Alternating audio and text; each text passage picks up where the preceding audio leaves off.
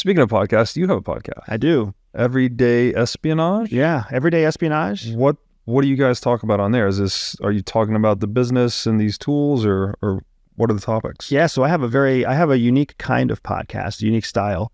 I boil down espionage lessons that apply to everyday life into short, like 9 to 20 minute segments. Mm-hmm. And it's just me. And I talk to a microphone as if you're going back to college or back to high school, or, if you're watching YouTube. And I just give people very practical guidance and instruct them in how to use one specific spy skill and apply it to everyday life in your health, wealth, or relationships triangle, right? So that my goal is that people listen to the podcast, and in 10 minutes, they learn something that they can then apply on the job to get ahead in the job. And then they jump back in the car and they listen to the next episode on their way back home, and they learn one thing in 10 minutes that allows them to, make a good impression with their wife or their husband, and maybe have a romantic night together, which, is not always something that happens after you've been married for a few years. So that's kind of the goal. The goal is just, how do I give people tactical tips that they can immediately leverage and use for an unfair advantage? That is so cool. So spy school on the go. Spy school on the go, in your ear. Yep. That is so freaking cool.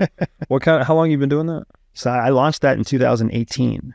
And I've been blessed to be on the iTunes top 100 multiple times. I've been in the top 10 multiple times. Yeah, I'm in the top 1% or the top 0.05% of podcasts in the world right now. Wow. Congratulations. Exciting. Thank you very much. I mean, you're right up there too. So that's very cool. That's very cool.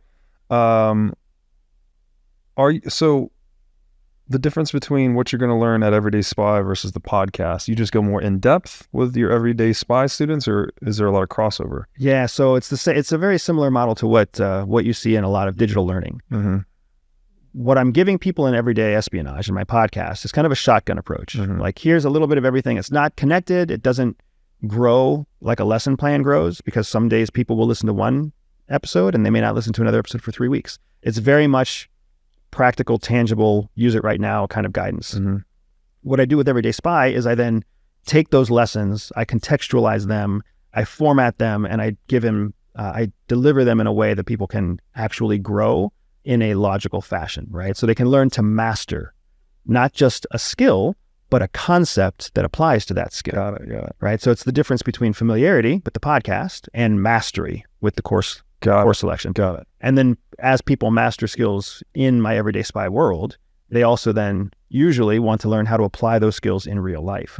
So then we also have a series of live events where people get to do all the crazy spy shit that you alluded to in the beginning.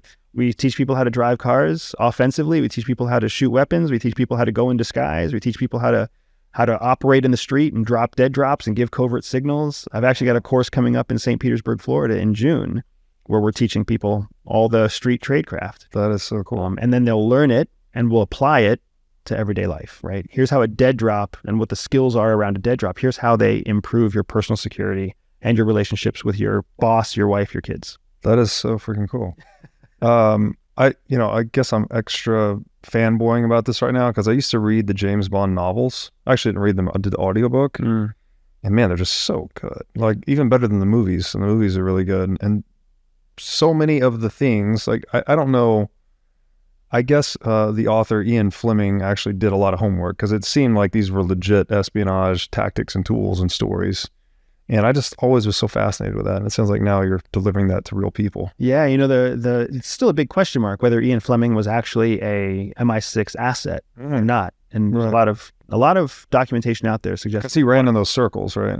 And the same with Le Carre, or Le Carre. I don't know how to pronounce his name, but another author who created a number of super famous spy fiction novels. You've got a lot of crossover in terms of spy fiction and spy entertainment, but that's entertainment only. It's not educational. What's been beneficial for me is I think that I am the first person to actually introduce spy education. And it explains why we've had awesome success and awesome growth and no competition, because my stuff isn't perfect. It's not perfect. It's not as good as it's going to be. It's very much brand new entrepreneur figuring things out. Right. But in a pool of one fish, right, you're the only option. Yeah, that's great. You mentioned disguises. Is there any hope for a Neanderthal like me getting into disguise? Oh yeah, man. We could change your look today. It's it's all about disguise. Is really all about taking the things that are the most immediately noticeable about you and dampening them. Oh, okay. Right. So what we're all taught to do socially is accentuate the things that make us special, right? Accentuate those big arms that you have, accentuate the strong jaw. Looser shirts. Baggy square shirts, jackets, right? Cover up the hair with a beanie or with a sock hat, break up your eyes with some glasses, right? Convince you to not shave for 2 weeks, 3 weeks, maybe even shave a goatee, gray the goatee a little bit, right? You're not going to look like Robert Breedlove anymore. Yeah. You still might look like a large male, but you're not going to look like Robert Breedlove. I think this was in the James Bond book Moonraker. I could be wrong about this, but there was one point where the villain had all his operatives completely shave their head and grow large mustaches. And for whatever reason, that like totally made them indistinguishable. It was like it's very hard to identify someone that's completely shaved their head and grown a large mustache. It's at least difficult to distinguish them from each other. Yes, yeah. Which was kind of the point. I think they were all supposed to be henchmen or whatever. If you like this short clip, make sure you click here to see the next clip or here to see the full podcast episode.